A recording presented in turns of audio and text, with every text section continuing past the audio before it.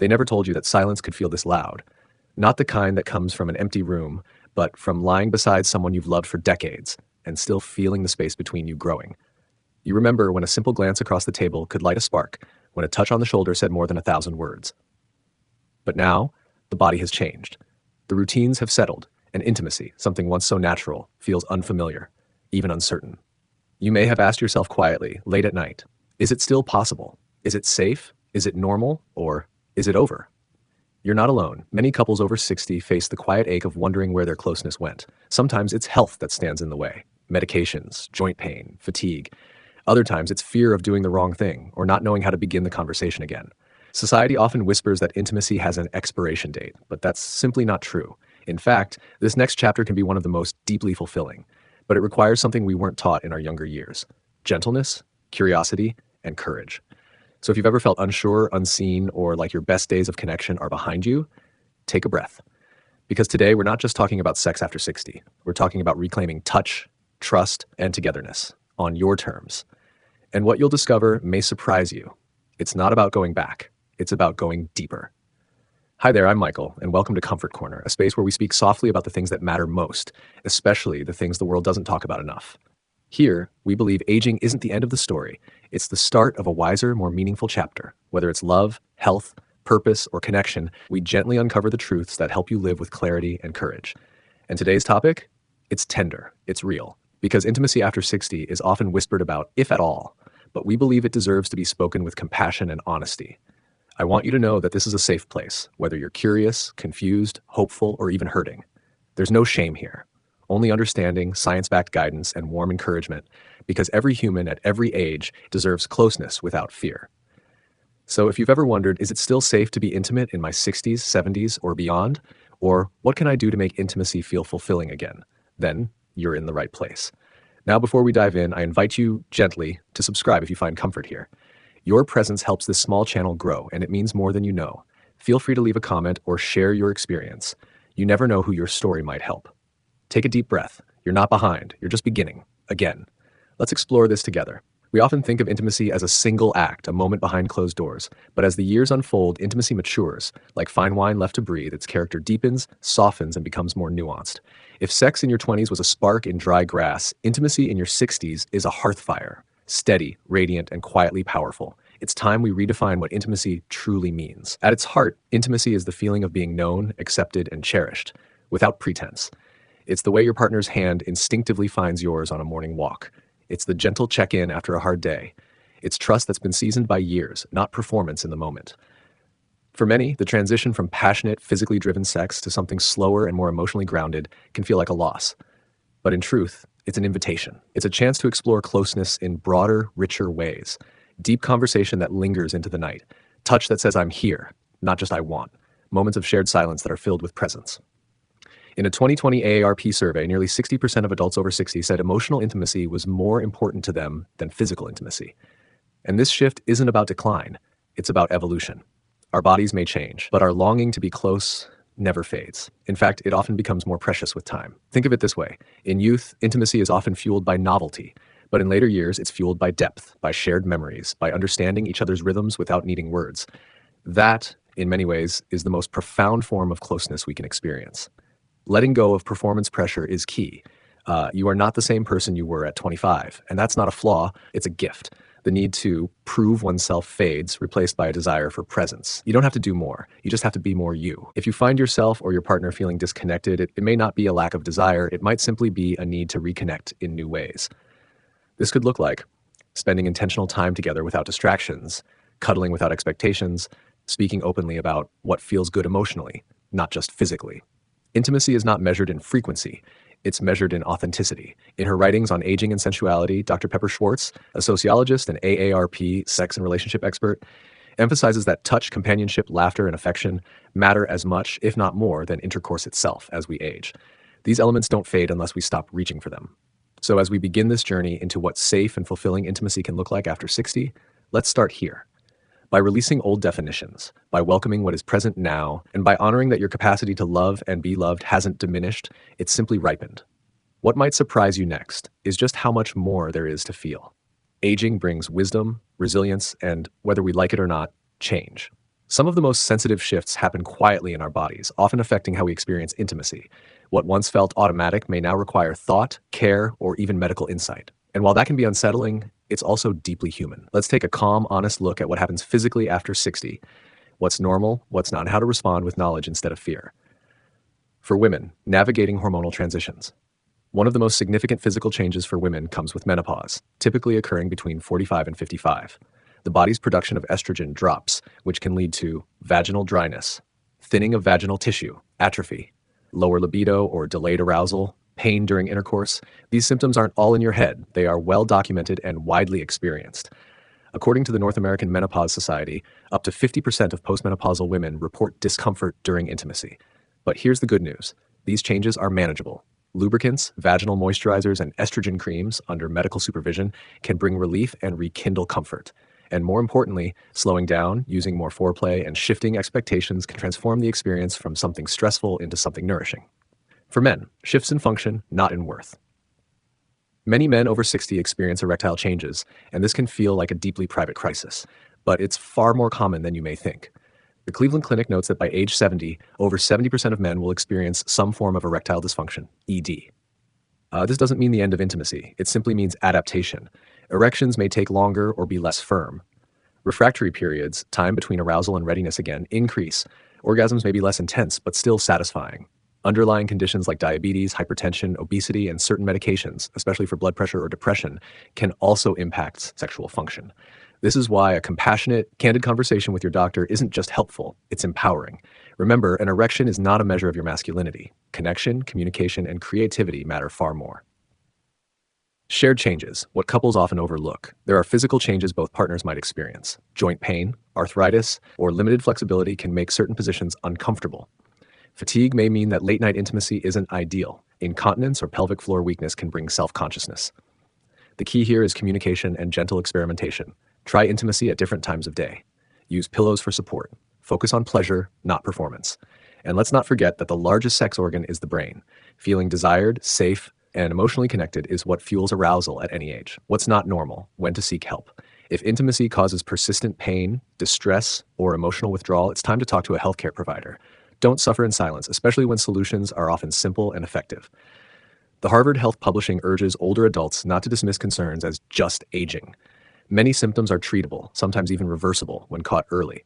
In short, your body may change, but your ability to love and be loved never expires. It simply asks for patience, understanding, and the willingness to explore new ways of being close. Because if the map of your intimacy looks different now, that doesn't mean you're lost. It means it's time to discover new paths, together. Intimacy after 60 is not about recapturing your youth. It's about discovering what works for your body and your relationship right now. And when safety and comfort become part of the foundation, intimacy can shift from something uncertain to something truly soothing. This is where practicality meets tenderness, because the smallest adjustments can make the biggest difference. Start with pacing, not pressure. Think of intimacy like warming your hands by a fire. It doesn't happen all at once. It builds. As we age, blood flow takes a bit longer, arousal rises more slowly, and the body responds more subtly. That's not failure, it's biology. Slow down. Let touch be exploratory, not goal-oriented. A back rub. Soft kisses. Just lying close. Many couples report that when they stop rushing toward climax and instead savor the journey, they feel more fulfilled than ever. Remember, pleasure doesn't have to look like it used to. Let it look like what feels good now. Positions and support for aging bodies. If joint stiffness, back pain, or limited flexibility make intimacy uncomfortable, there's nothing wrong with adapting. Try side-lying positions like spooning to reduce pressure on hips and knees, using pillows to support the back or under hips for elevation. Chair-based intimacy if lying down is difficult.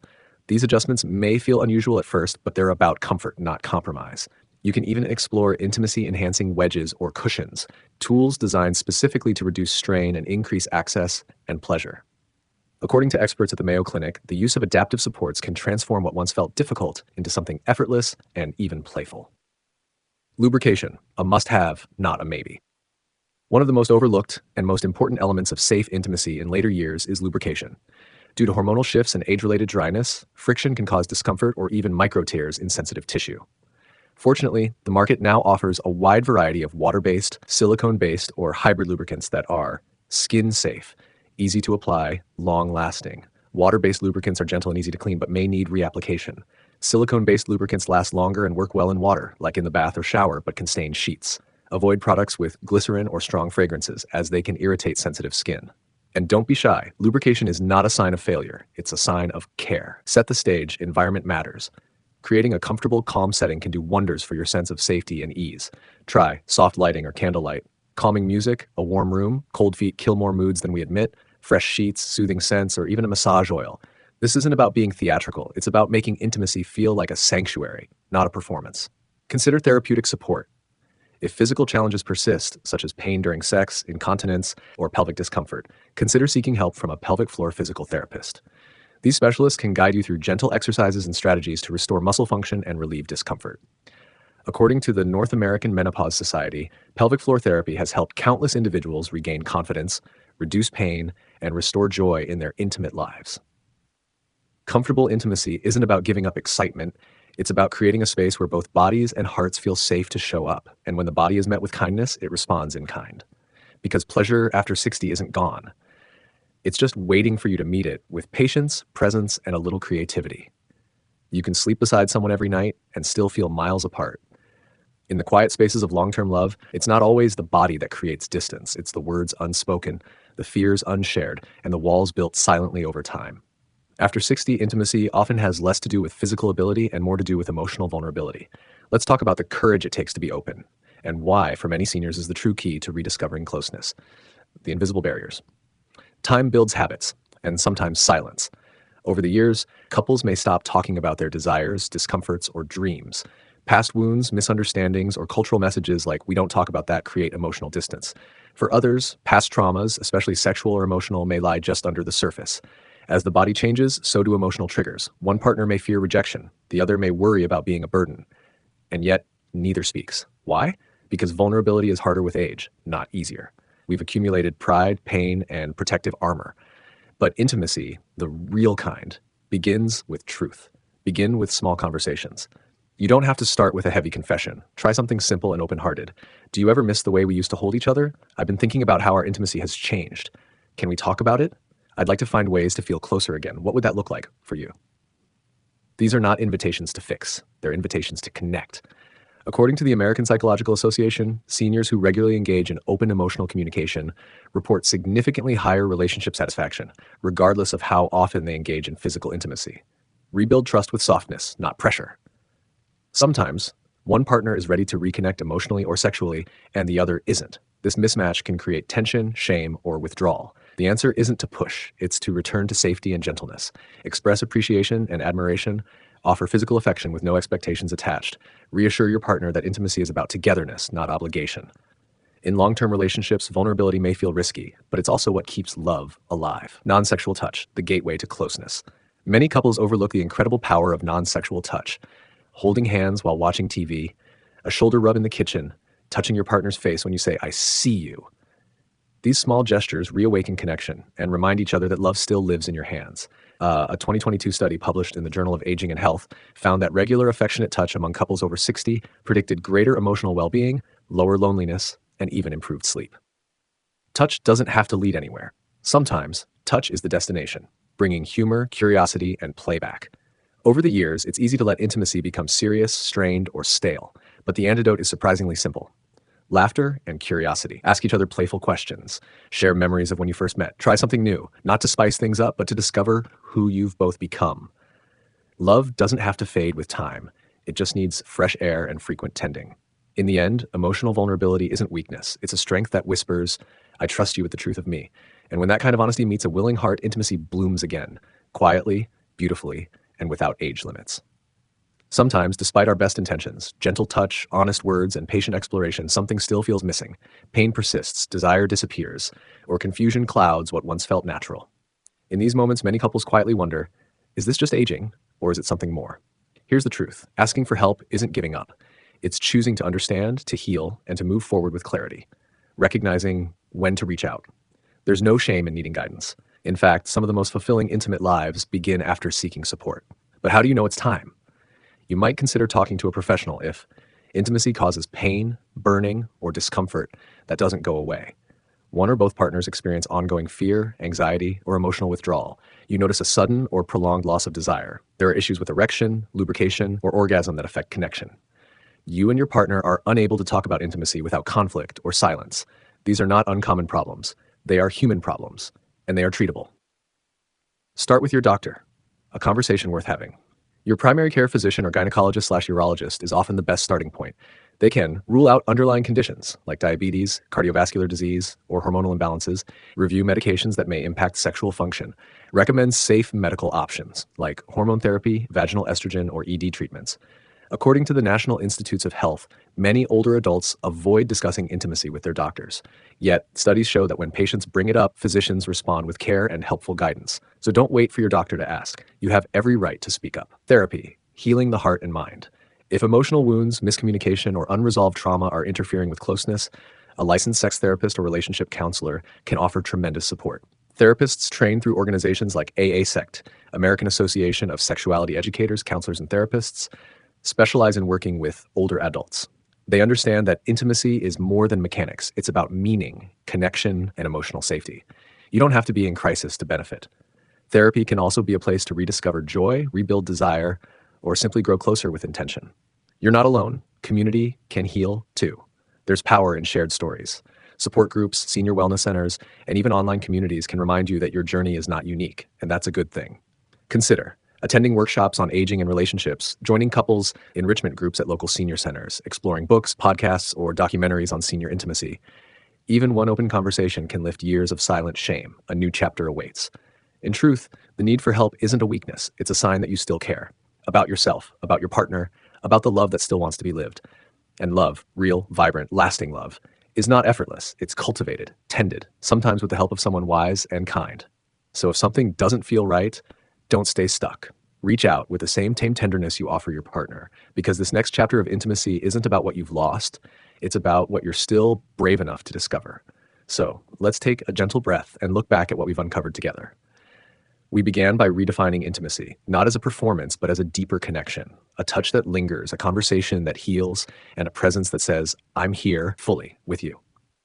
Then we explored the physical changes that come with age, shifts in hormones, stamina, and response. And rather than seeing these changes as loss, we reframed them as evolution, something to understand, adapt to, and even embrace.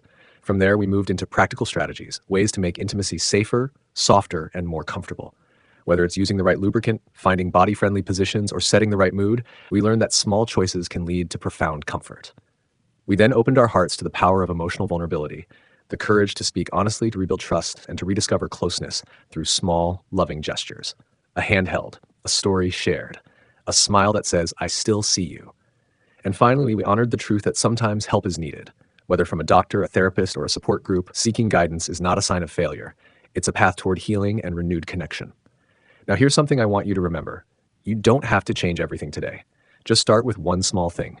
Share a quiet conversation with your partner. Light a candle and sit close without words. Write down a question you'd like to ask your doctor. Reach out to a counselor, even just to learn more. Or simply offer a gentle hug that says, I still care. Intimacy after 60 doesn't disappear, it deepens, not in speed, but in soul, not in youth, but in tender wisdom. Let this be your reminder. You're not alone, you're not broken, and the best connection might still be ahead, waiting for you to reach out softly. If this conversation stirred something in you, a memory, a hope, a quiet ache, please know that's a beautiful beginning, because intimacy isn't something we lose with age. It's something we rediscover moment by moment with gentleness and grace. You don't need to rush back to the way things were. You don't need to be who you once were. You simply need to be present, right here with an open heart. It's never too late to reach for closeness, to speak the words that haven't been spoken, to laugh again, to touch again, not perfectly, but truthfully. And if your journey has had pauses, struggles, or silence, that's okay. Love isn't linear. Healing is not a race. You can begin again tonight, tomorrow, or whenever your heart is ready. If this video has given you clarity, comfort, or even just one helpful idea, please consider sharing it with a friend, a partner, or someone who might be quietly wondering the same things you once did. You never know the peace your voice might bring to someone else. And if you haven't already, we invite you to subscribe to Comfort Corner. This is a space for warm conversations, gentle wisdom, and hopeful living, especially for those in life's quieter chapters. Leave us a comment if you feel moved, or just say hello. You matter here. I'm Michael from Comfort Corner, wishing you peace, health, and a heart full of hope.